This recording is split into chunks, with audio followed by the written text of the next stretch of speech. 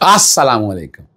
मोहम्मद अज़ीज़ सिद्दीक अपने programme maths views के साथ हाज़िर खिदमत है। 29 अगस्त 2024 धमाकेदार मामलात शुरू हो चुके हुए हैं। इमरान खान ऑक्सफोर्ड के वाइस चांसलर के तौर पर इलेक्शन लड़ रहे हैं और मुसीबत पड़ी हुई है भला कि इनको पाकिस्तान मुस्लिम लीग नून और एस्टेब्लिशमेंट को, और उसके लिए क्या कुछ कर रहे हैं आज जरा वो कहानी है सबूतों के साथ आपके सामने रखेंगे कि कौन लोग हैं ये, और ऑक्सफोर्ड में इमरान खान की अहमियत क्या है ऑक्सफोर्ड के हवाले से, और ये परेशानियां क्यों हैं इन लोगों को। रातों की नींदें आराम है। और नवाज शरीफ मेरी इतला के मुताबिक जो कि भाग के तो जा रहा है, लेकिन असल ये काम के लिए साथ जा रहा है कि रोकना है किसी तरह से। नवाज शरीफ खुद बैठ के रोके, ये ड्यूटी लगा दी गई है। चले फिर डाटा मैं इकट्ठा कर रहा हूँ, फिर गुफ्तगू करते हैं। मैं पहले तो समी इब्राहिम, आपको पता है जुडिशल कमीशन ऑफ का इजलास जो है वो तलब कर लिया मैंने, आपको वो भी बता दिया। साबिक डिप्टी सुप्रिटेंडेंट जेल अकरम जो है, और वो लाहौर हाई कोर्ट, कमाल की बात है इतनी लंबी डेटें डाल रही है, यानी इन चीज़ों को सामने रखते हुए उस पर गुफ्तगू कर रही है। और PTI के साबिक रुकन असम्बली को सऊदी अरब में उम्रा अदायगी के दौरान जो गिरफ़्तार कर लिया है उस पर गुफ्तगू करेंगे। इमरान खान साहब की जो नाहली वाला मामला है, बैरिस्टर अली ज़फ़र ज़रा काफ़ी मामलात को सीरियसली ले रहे हैं, और वो क्या क्या कर रहे हैं वो उन चीज़ों के सारों में सबसे पहले तो मैं बताता चलूँ कि ऑक्सफोर्ड की जो यूनिवर्सिटी है वो बैकग्राउंड पे तस्वीर चल रही है फेमस ऑक्सोनियंस, और कौन कौन लोग हैं वहाँ पर। तकरीबन 1 2 3 4 5 लाइनों में ना तस्वीरें लगी हुई हैं, और उसमें इमरान खान नज़र आ रहा है।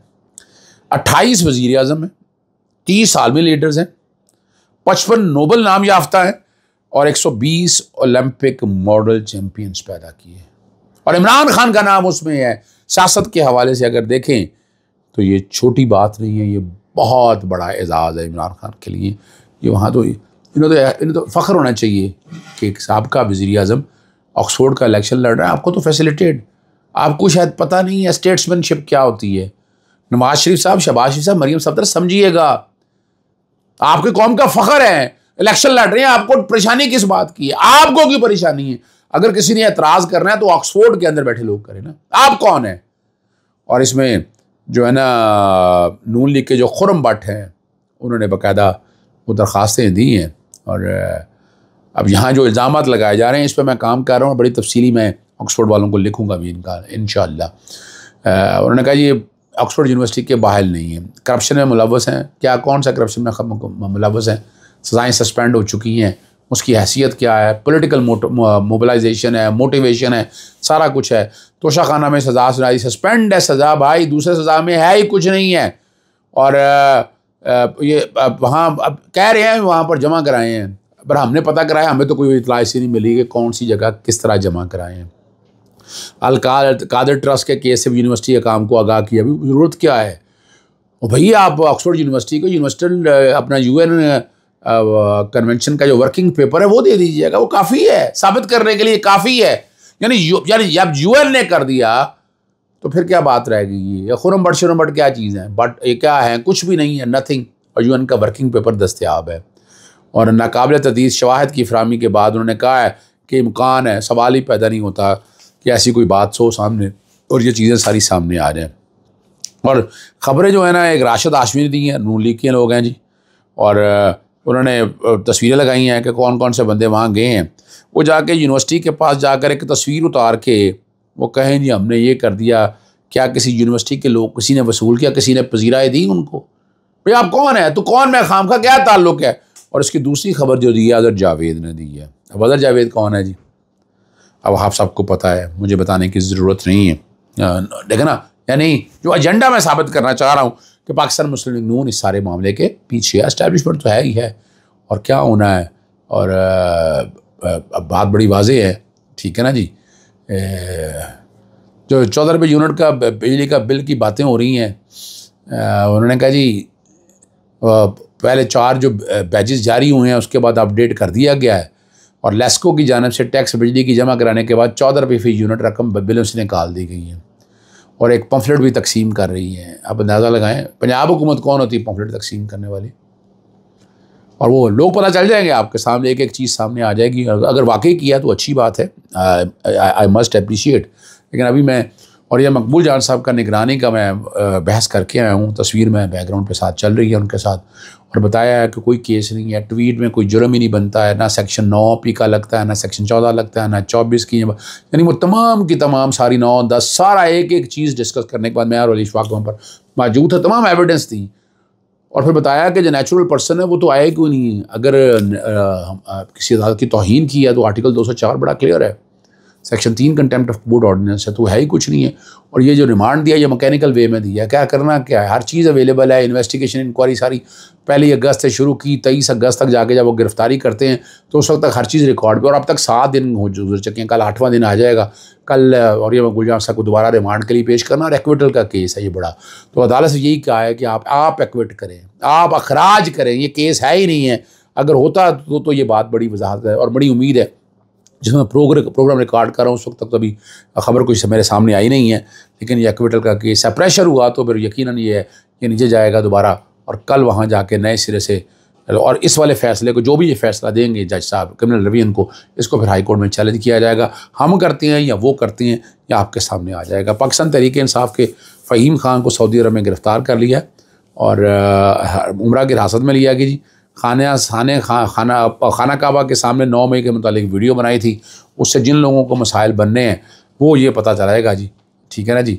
और हुकूमत ने क्या कि जो है ना, मेरे पास भी इतला यही है, क्या कि जो है ना मामला ये वहाँ पर गिरफ़्तार करवाया है, ये ज़बानें नहीं बंद हो सकती आपकी, जो मर्ज़ी आप कहना, जिस तरह मर्ज़ी आप कर लें। सुप्रीम जूडिशल काउंसिल का इजलास मैंने कल आपको बता दिया था, और जो इजलास तलब किया 13 सितंबर को है।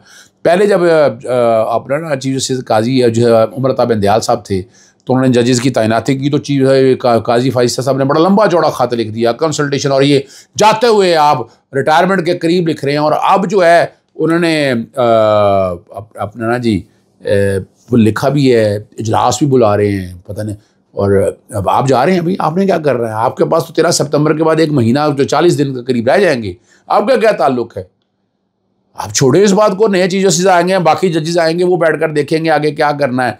आपके तो कॉल फिल में इतना तादाद है, आप फ़ौरन ख़त लिखा करते थे, तारीख याद करें ना, आपको पता लग जाएगा जी। और तादाद बढ़ाने के लिए कानून साजी समेत 5 प्राइवेट बिलों का सेनेट आइंदा इजलास में कौमी असम्बली में वो पेश करेंगे, वो मैंने आपको पहले बता दिया, मैं डिटेल भी बता चुका हूँ कि जजेस की तादाद बढ़ाना चाहते हैं, और उस पर सर्वे ही मैंने आपके सामने रख दिया था कि वो आवाम क्या कहती है कि नीचे सिविल कोर्टों में, सेशन कोर्टों में या हाई कोर्टों में, और 11% सिर्फ, यानी 100 में से 11% ने सुप्रीम कोर्ट के जजेस की तादाद बढ़ा। अब ये जो है ना, ये सुप्रीम जुडिशल काउंसिल के रूल्स गौर करने के लिए जुडिशल कमीशन का पाकिस्तान का इजलास तलब किया है, और उसमें आला अदलिया में जजों की तरक्की पर गौर करेगी, और अगर वो मुकम्मल नहीं हुआ तो 30 सितंबर तक जो है ना ये मामला सारा वो चलेगा। एक चीज़ मैं भूल गया, आली हमजा के हिफाजती ज़मानत मंजूर होगी, उनके ख़िलाफ़ केसों की तफसील वो इसी तरह आगे, इस तरह शेख इम्तियाज़ की तरफ से मैंने चैलेंज किया था, इनको पता आपको, ये पहली रेट 2023 में फ़ाइल हुई तो 3 FIR थी, फिर 2024 में रेट फ़ाइल हुई तो 5 FIR होंगी। अब यानी जुल्म देखें ये क्या, और हमारी अदालतें इस बात का नोटिस नहीं लेती, यानी ये ज़्यादती हो रही है।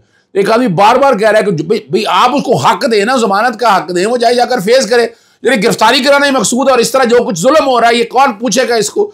लाहौर हाई कोर्ट के हवाले से बहुत से तहफ़्फ़ुज़ात हैं, लोगों को कह रहे हैं कि लाहौर हाई कोर्ट के अंदर जो है इंसाफ उन तकाज़ों के मुताबिक मिल नहीं रहा जो आम आवाम तवक्को करती है, और वो मिलना चाहिए।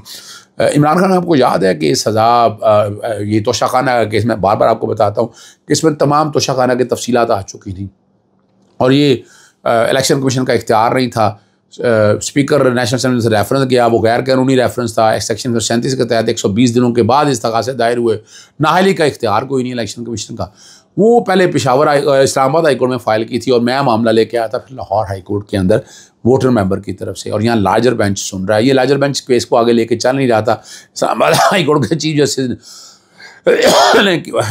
और ये चैलेंज ऑलरेडी कर दिया गया है, और मियाँ वाली के इलेक्शन से डीसीट किया था, इलेक्शन लड़ने से रोक दिया गया था, और इस्लामाबाद हाई कोर्ट ने अपील वापस लेने की दरख्वास्त मुस्तरद कर दी थी, इसको सुप्रीम कोर्ट में चैलेंज किया है, और इसकी वजह से लाहौर हाई कोर्ट का लार्जर बेंच कार्रवाई आगे नहीं बढ़ा रहा, जल्द समात के लिए फ़िक्स करने का कहा है, और उम्मीद है वो बड़ी वजाहत है। और आखिर में साबिक़ डिप्टी सुप्रीडेंट जो जेल हैं मोहम्मद अकरम को तहफ़्फ़ुज़ फ़राहम करने का कह दिया। जस्टिस वकास रऊफ़ के सामने ये केस की समात हुई, और उनके अहलिया महमूना रियाज जो हैं ईमान मिजारी के साथ पेश हुई। सिटी पुलिस अफसर CPO Rawalpindi SSB investigation, police ने कुछ नहीं कर रहा, चले बहरहाल में पेश हुए। क्या अजाबी के हवाले से क्या सुराग मिला, उन्होंने अदालत को बताया कि काम कर रहे हैं कि सुबह 25 अफराद मुख्तलिफ इदारों को यूनिफॉर्म घर में दाखिल हुए या आए हुए हैं, ये रिकॉर्ड पे चीज़ें हैं। अब ज़्यादा लगा फिर भी उसके बावजूद क्या हाल हो रहा है। अडियाला के सरकारी रहायशगाह की तलाशी ली और ये जो इल्ज़ाम लगा रही है काफ़ी संजीदा है और हिफाजत को यकीनी बनाने का कह दिया और तहकीकात की हिदायत भी कर दी है कि इसकी जल्दी से तहकीकात जो है ना वो सारी जो है ना फौरी तौर पर आना चाहिए। अब जो कुछ भी हो रहा है किसी ने लोगों को एतमाद नहीं छोड़ा, हर किसी ने अपना किरदार अदा करना, सब अल्लाह ताला को जवाब दे। लापता अफराद का मसला काफ़ी अलार्मिंग हो चुका है। पता चलता है बंदा यहाँ लापता होता है लेकिन अफ़गानिस्तान बैठा हुआ। 14 रोज़ की मोहलत मांगी है और 10 सितंबर तक बहरहाल बात मान ली गई है। इजाज़त चाहता हूँ। अस्सलाम वालेकुम, अल्लाह हाफ़िज़, पाकिस्तान जिंदाबाद।